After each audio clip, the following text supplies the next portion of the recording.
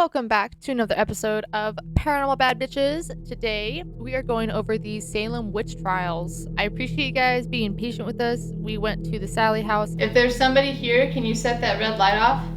If you touch it, it'll change colors. No.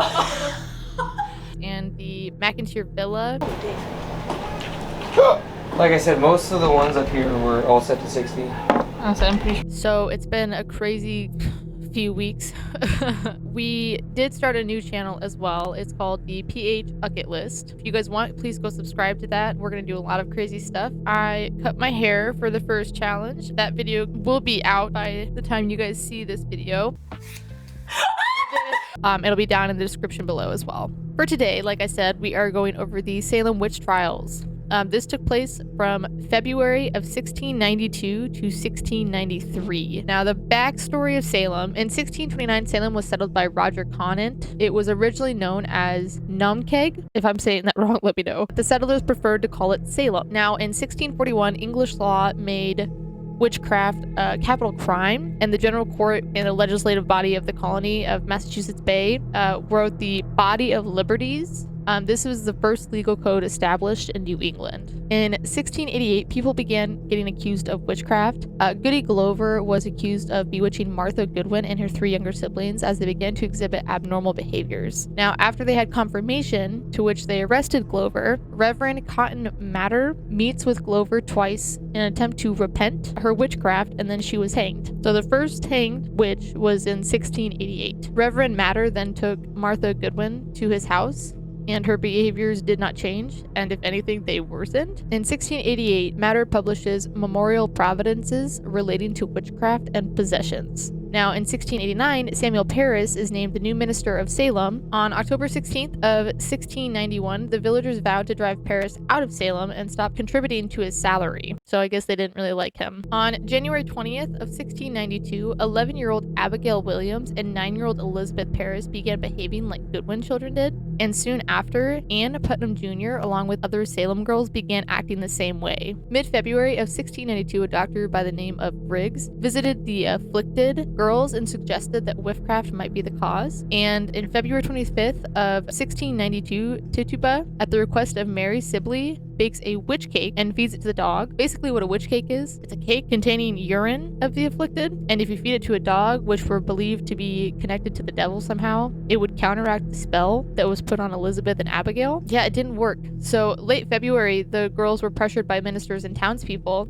and identified Tituba. Now, Tituba was an enslaved woman who was one of the first accused of witchcraft during the Salem witch trials. She was brought to colonial Massachusetts from Barbados by Samuel Parris, the minister of Salem Village. She was crucial in the trials because she confessed to witchcraft, which really just solidified the accusations put against her. And she also accused two other women, Sarah Good and Sarah Osborne, of the same crime, and she was imprisoned for 1 year, but it never went to trial. The arrest warrants were issued for Tituba, Sarah Good, and Sarah Osborne. Could you imagine, though, like, if you wanted to be, like, petty and get revenge on someone, you could just act weird and accuse them of witchcraft? Hey, Tituba. Yes? Have you made my hot cocoa yet? No. Don't even think about it. Witch! Like, could you imagine? March 1st of 1692, John Hawthorne and Jonathan Corwin examined the three women for witch teats, like signs of being a witch were like warts or anything flawed. Now, March 11th of 1692, Anne Putnam Jr. started to show symptoms of affliction by witchcraft, and the next day, on March 12th, Anne accused Martha Corey of witchcraft. Now, March 19th, 1692, Abigail William denounces Rebecca Nurse as a witch. March 21st of 1962, Hawthorne and Corwin examine Martha Corey. March 23rd, 1962, Salem Marshal Deputy Samuel Babrook arrests 4-year-old Dorcas Good. 4-year-old, guys. March 24th of 1692, Corwin and Hawthorne examine Rebecca Nurse. March 26th, Hawthorne and Corwin interrogate Decorus, the 4-year-old. March 28th, Elizabeth Proctor is accused of witchcraft. And April 3rd, Sarah Cloyce, after defending her sister Rebecca Nurse, is accused of witchcraft. Which is just like ridiculous. But April 11th, Hawthorne and Corwin examine Sarah and Elizabeth Proctor. On the same day, Elizabeth's husband John, who protested the examination of his wife, becomes the first man accused of witchcraft and incarcerated. Can you imagine like your best friend or like significant other getting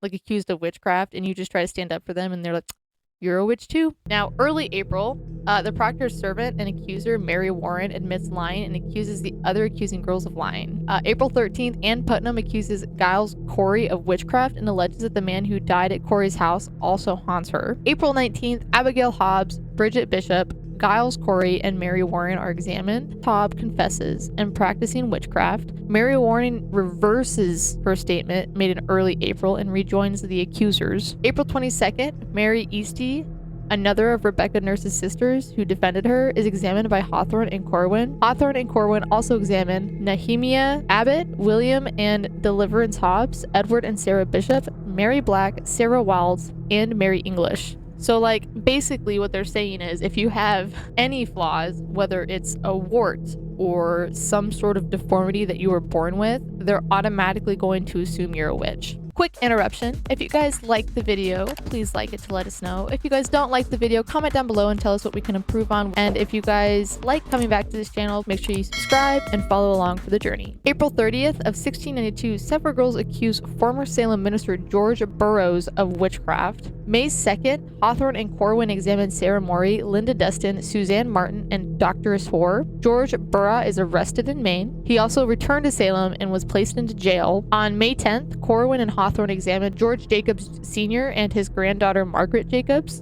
And on the same day, Sarah Osborne dies in prison. The newly elected governor of the colony, Sir William Phipps, arrived in Boston, a charter ending in 1684 prohibition of self-governance within the colony. May 18th of 1962, Mary Easty is released from prison following protest by her accusers. She is again arrested. Roger Toothaker is also arrested on charges of witchcraft. May 27th, Phipps issues a commission for a court of oyer and terminier and appoints as Judge John Hawthorne, Nathaniel Saltonstall, Bartholomew Gedney, Peter Sergeant Samuel Seawall, Waitsil Wathrop, Jesus, these names are f***ing weird, and Lieutenant Governor William Stoughton. May 31st, Hawthorne and Corwin and Goodnew examined Martha Carrier, John Alden, Whitmont Red, Elizabeth Howe, Philip English and Alden later escape prison and do not return to Salem until after the trial's end. June 2nd, Bridget Bishop is the first to be tried and convicted of witchcraft, and she is sentenced to die. 18-year-old Elizabeth Booth shows symptoms of affliction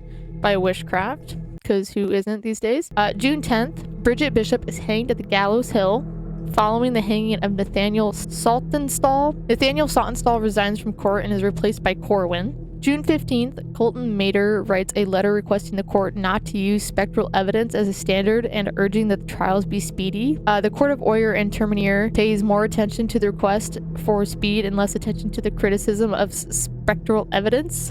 Bruh. June 16th, Roger Toothaker dies in prison. June 29th to the 30th, Rebecca Nurse, Suzanne Martin, Sarah Wildis, Sarah Good, and Elizabeth Howe are tried, pronounced guilty, and sentenced to hang. July 19th, Rebecca Nurse, Suzanne Martin, Elizabeth Howe, Sarah Good, and Sarah Wildis are all hanged at the gallows. Wow. August 5th, still in 1692, George Jacobs Sr., Martha Carrier, George Burroughs, John Willard, and John and Elizabeth Proctor are pronounced guilty and sentenced to hang. August 19th, they're all hanged on Gallows Hill, but Elizabeth Proctor was not hanged because she was pregnant. August 20th, Margaret Jacobs recants the testimony that led to the execution of her grandfather, George Jacobs Sr. and Burroughs. September 9th, Martha Corey, Mary Easty, Alice Parker, Anne Hudeter, Dorcas Hoare, and Mary Bradbury are all pronounced guilty and sentenced to hang.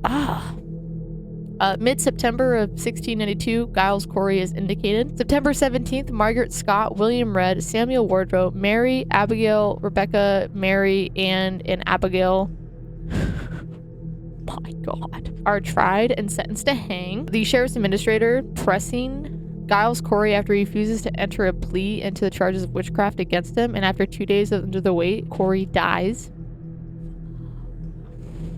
September 22nd, Martha Corey, Margaret Scott, Mary Easy, Alice Parker, Anne Pudeter, Wilmot Redd, Samuel Wardwell, Mary Parker are hanged. Horace escapes execution by confessing. October 3rd, the Reverend increases Mather, president of Harvard College and the father of Cotton Mather, denounces that the use of spectral evidence. Governor Phillips orders that spectral evidence is no longer to be admitted in witchcraft trials. Philip prohibits further arrests, releasing many accused witches, and dissolves the court Oyer and Terminier. November 25th, the General Court established that the Superior Court to the remaining witches. January 3rd of 1693, Judge Stoughton orders execution of all suspected witches who were exempt by their pregnancy. Phipps denied the enforcement of the order, causing Stoughton to leave the bench. 49 of the 52 surviving people brought into court on witchcraft charges are released because their arrests were based completely on spectral evidence alone. 1963, Tituba is released from jail and sold to a new master. May of 1693, Philip pardons those who still are in prison of witchcraft charges. The General Court orders a day of fasting and soul searching for the tragedy at Salem. Samuel Sewall publicly confesses an error and guilt. Minister Samuel Parris is ousted as minister in Salem and replaced by Joseph Green. The General Court declares the 1692 trials unlawful. Ann Putnam Jr., one of the leading accusers, publicly apologizes for her actions in 1692. In 1711, the colony passes a legislative bill of restoring the rights and the good names of those accused of witchcraft and grants 600 pounds in restitution in their heirs. In 1752, Salem Village is renamed Danvers. In 1957, Massachusetts formally apologizes for the events of 1692. 1992, the 300th anniversary of the witch trials, a witchcraft memorial designed by James Cutler is dedicated in Salem. So that is crazy. I cannot believe all of that happened within a year. Like, how many deaths is that? How many people died during the Salem witch trials? 25 innocent men, women, and children. Holy sh**. 20 to 25 people were executed during the Salem witch trials in a year. That's a lot of people to die in a year. But that is it for today. If you guys like this video, like I said, make sure you like it to let us know. If you guys don't, comment down below and tell us what we can improve on. Make sure you guys subscribe and support our channel. So we will see you guys in 2 weeks. Peace.